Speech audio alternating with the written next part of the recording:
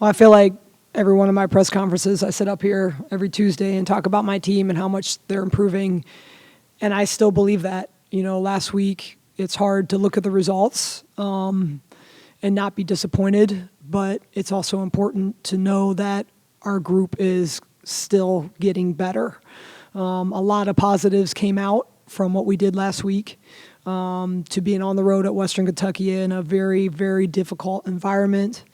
We had a letdown in the third quarter of that game. We're able to battle ourselves back and had two opportunities to win the game. And, the shot just didn't go down. And then, to turn around and play La Tech, who is a really good team, finally has everybody back healthy kind of for them.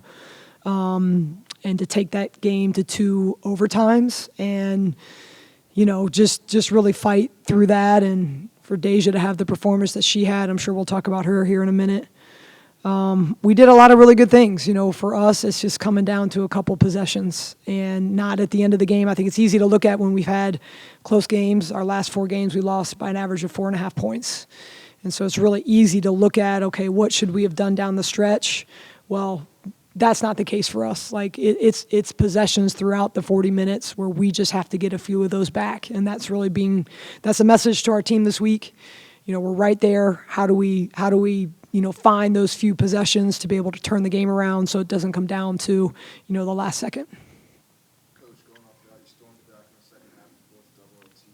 Even though you didn't get the result you wanted, what were some specific bright spots you saw in that comeback that you think maybe translated into the next week? Well, I thought our end-of-game execution against La Tech was really tremendous, which, again, says a lot, to our team. I've talked about this before. J Mac was the only person on the court for end-of-game last year. That is returned this year. So, a lot of our kids, we've been in some of those positions this year, but I thought our end of game execution was tremendous, from the offensive execution and what we're trying to get to, we had a foul to give at the end of regulation. We executed that perfectly and made it harder for La Tech to get maybe the shot or the look that they wanted.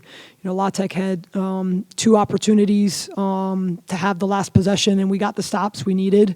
And so I think that is a big thing that stood out, now hopefully when we're in, more close games, which we will be because of the league and because of the time of year, that our players will have more confidence because they've been in those situations.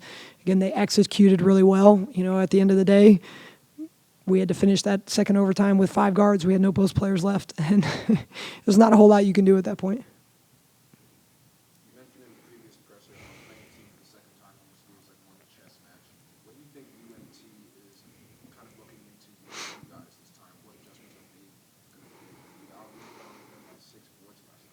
Well, this was an interesting turnaround because we only played them 2 weeks ago, and there's only been, a couple games in between. So it's kind of a interesting turnaround, very different than, for example, when we play Rice at the end of the week. So, I don't know how different each of our teams are at this point. I think, in our first game, we came out, started in man. We played a lot of zone against them, which I don't know. I can't speak for them, but I don't know if they would have expected. We haven't had a lot of games where we've just, played so much zone. So I would expect, obviously them to be more prepared, for our zone and what we may do in that. I thought, in the first game, they did a good job when we were in man going against our ball screens. And so I'll be curious to see, obviously we're going to hope to be improved, in our ball screen defense from where we were in the first game. But I'll be curious to see kind of maybe some of the adjustments made there. So, those are kind of things off the top of my head. You've been getting great bench production in your wins. How's the coaching staff stressing the players about staying aggressive even in reduced minutes? Well, I think at this point of the year, most players know their role, and they kind of know the points that they're going to be inserted into the game. At this point, we're pretty comfortable with our rotation. That could change from game to game based on different factors. But I think all that adds to a little bit of comfort for everybody. So now when Alicia Wade or Tamia Davis, for example, Tracy Houston get put in, again, they know kind of what that looks like for them, when it's coming, what's expected from them. And, our bench has improved throughout the entire year. And so I think that's a big reason why we are getting such great production is, those kids are getting better. And still have an opportunity in the last 2 weeks of the regular season to get a lot better. But so much of that comes from the belief that we have in them as a coaching staff, from the work that they've done. And again, I think preparing them to know, when they're going in, what is expected, and, that leads to a lot of confidence too. Back-to-back tough losses on a short turnaround. How important were these, or are these more rest days for players going forward? Yeah, I mean, it's important. I mean, this time of year is always a hard balance because, as coaches, we still see so many things that we can improve on and want to work on those things, but also have to have a balance of, what our legs look like. Jada did not come out of the games last week. We measured their loads during the game, and she was equivalent to 3 games last week rather than 2 based on the load of the game. So, obviously that is a concern. She's leading the league in conference play in minutes per game. So, having that balance is hard, but certainly something that we work really hard to as a coaching staff of, trying to figure out and determine what we can use our time on and what we can't. Obviously, a lot of that is preparing for North Texas and Rice, but still finding, small ways to get better at certain things for us. You're welcome. Thank you. This is a young roster. Yeah. And they're obviously growing pains with the young roster. There's been, I know that this wins a lot. That's where you get measured, and I get all that. But from a coaching standpoint, how much satisfaction are you getting watching this team grow and improve, knowing that they are young, and transfer portal aside, you hope you don't have anybody hit the door, but they come back with all this experience. Yeah, I agree, Mike. I have really tried to stay focused on that throughout the season while we have lost close games and more games we would have liked, and to not be too focused on, those results because we are young, we are inexperienced, and we have kids who haven't done this before, quite frankly. And to see that the growth that they've made throughout this season has been tremendously rewarding in some ways because, when our roster changed in November with Michaela going out and some of the things that happened over the summer, we knew it was going to be a challenge. We weren't going to be, maybe the team we thought we could have been coming back. We knew there were going to be challenges with that. And I think, when that happened, we really just focused on how can we get better every day? How can we prepare these kids? How can we push these kids? How can we mentor them? And they have been just incredibly receptive to coaching. And we have grown tremendously, and I am super excited, not just about the end of the season, but what all this growth will take to next year as we enter the American and continue to get better. I mean, we're going to go into the American with, in my opinion, a pretty good roster and some pretty good players. This growth that you're seeing through the year, obviously, you want to start playing your best now, obviously, in the last couple of weeks to head to the tournament. But with 2 wins on the road this year and 2 games on the road this week, where's the magic water to kind of maybe Yeah. reverse that trend because you're going to have to be Frisco for the tournament? Yeah, no doubt. I mean, I think I try to measure the road losses with a grain of salt. Some of the games where we've been on the road, we haven't had a full roster, especially in January. Would we have lost those games anyway? Maybe. We don't know.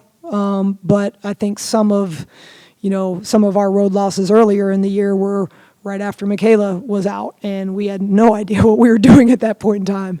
So there's some additional factors to our road losses than rather just, hey, this team can't win on the road. I don't believe that. I don't believe that at all.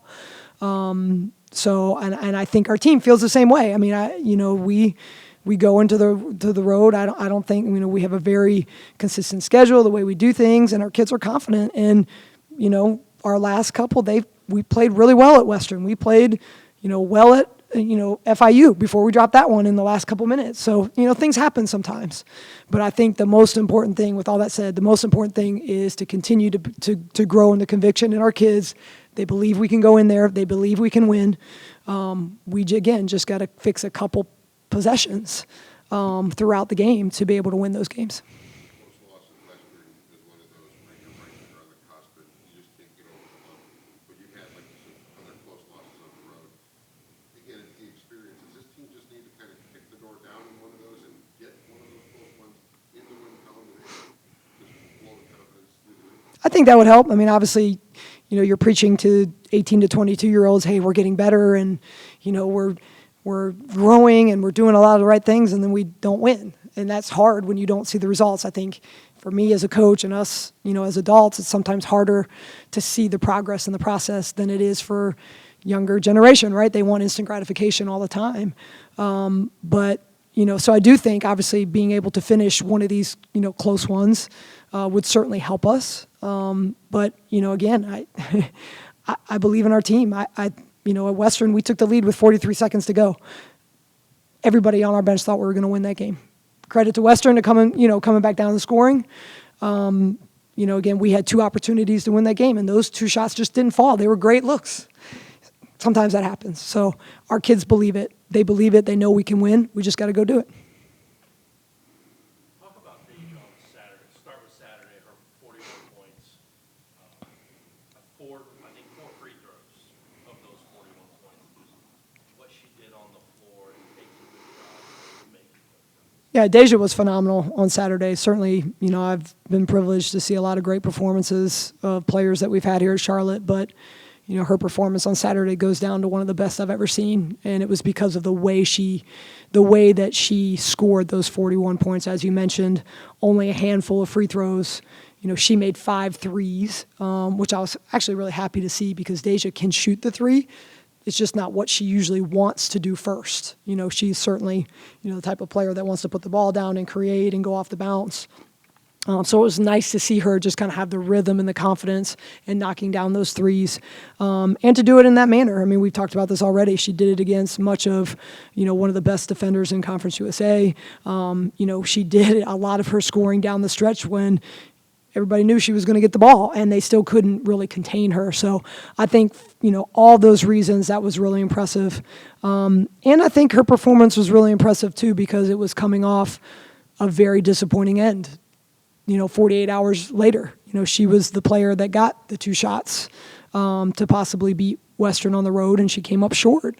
And I think just her, character and confidence and belief by her teammates and her coaching staff as well, like to say, hey, you're going to have other opportunities.